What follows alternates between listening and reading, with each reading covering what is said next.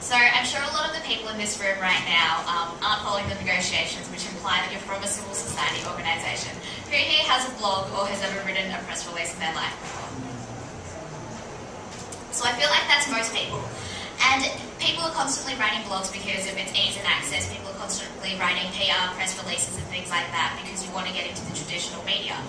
So I'm currently the editor of Speak Your Mind, and what we do at Speak Your Mind is we try to disrupt the way that the traditional media cycle and publications are reporting about environmental negotiations. A lot of journalists come to events like Rio+20, the UNFCCC COP processes, and they'll talk about how 10,000 people are at the conference or how Barack Obama decided not to go. They won't focus on exactly what a sustainable development goal could be. They won't focus on what groups like SustainUS or Wake Up Mauritius are doing. They won't focus on what we're advocating for and the solutions that are possible. And at the same time, civil society tends to engage with these traditional media organisations by diverting it through writing their own blogs or writing press releases and things like that. And what we're doing at Speak Your Mind is essentially a mixture of the two. So we self-publish a lot of our own content, which is being cross-format. By that I mean we'll have videos, photos, traditional articles, if you will, and I really sort of diverge from using the term blog. We actually don't blog at all. But we'll self-publish a lot of our own content, and by that building our own audience and building our own voice within the space.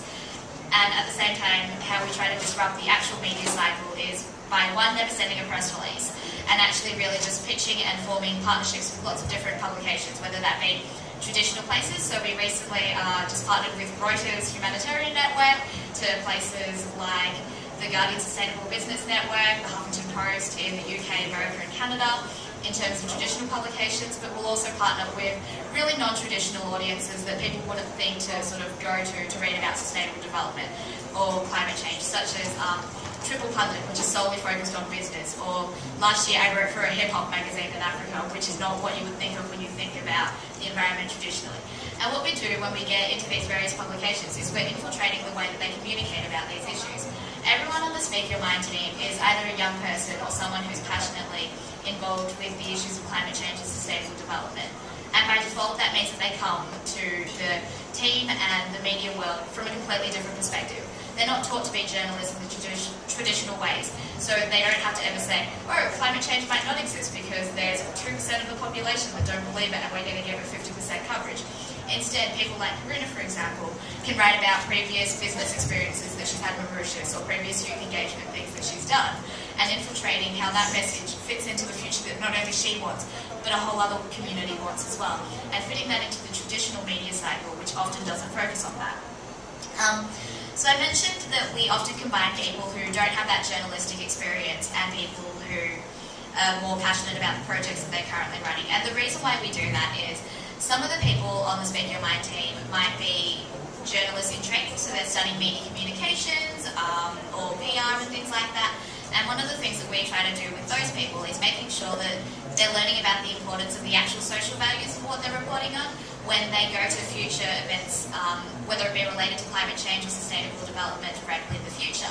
They won't sort of look at it as a numbers game. It's not just that millions of dollars were spent on Rio+20 or X number of people when, or the agreement was reached over the course of 3 days, but really focusing on the specifics of what people are asking for and representing all of the other minority voices that don't often get heard in the media simply because they don't have the power to buy media in the way corporations do, or they can't sort of control the media in the way that some governments are able to. And at the same time, we also bring on a lot of different people who don't have communication backgrounds. And these are people who run projects on the ground locally. These are people who understand the importance of the media and getting information out there about their projects. But these are often also people who are so used to being interviewed in the media as opposed to generating that media content themselves beyond the idea of just having a blog, but in that actual traditional space where you're reaching hundreds of thousands of people. For example, last year was the first time in Durban that we had a Speak Your Mind team. The content that we produced reached over 5 million people, which would not have ever been possible if we were simply blogging because nobody on the team had 5 million Facebook friends. And it was through those different partnerships, both the traditional and non-traditional kind, that we were able to do that. So I guess that's what we're doing at Speak Your Mind, and I'm really excited to just be on this panel and talking about how young people are disrupting the way media works in a non-traditional way. A lot of people think that the media is this big scary world where Rupert Murdoch owns it all anyway, so why would you ever bother trying to infiltrate it? As an Australian, sorry, I am based in Melbourne. As an Australian, I know that that's not necessarily the case, and young people have such potential to change the way they engage with the media, and NGOs are in exactly the same position. If you have any interesting stories that you would like for us to help you push out to the wider world, please contact either myself or Karina after this.